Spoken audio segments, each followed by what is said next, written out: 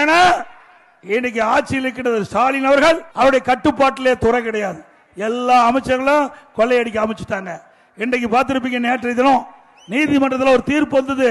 அந்த தீர்ப்பு என்னன்னு தெரியும்?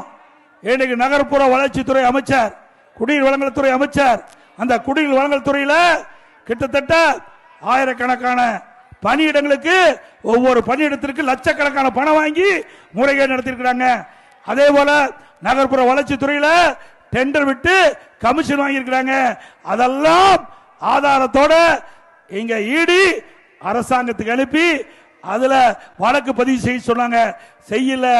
அதிமுக சார்பா நீதிமன்றத்தில் வழக்கு தொடர்ந்தோம். நேற்றைய தினம் உடனடியாக இதில் ஆதாரம் இருக்கின்றது.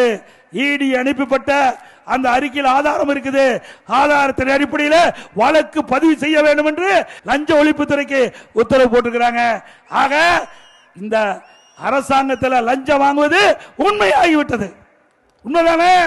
பத்திரப்பதிவுக்கு போனா கொள்ளையடிக்கிறாங்க. அந்த இடத்துல நாம கடனுக்கு வீட்டை வைக்கிறோம், தோட்டத்தை வைக்கிறோம், அங்க போனா அந்த பணத்தையும் பிடுங்குகின்ற அரசாங்கம். இந்த அரசாங்கம் தேவையா?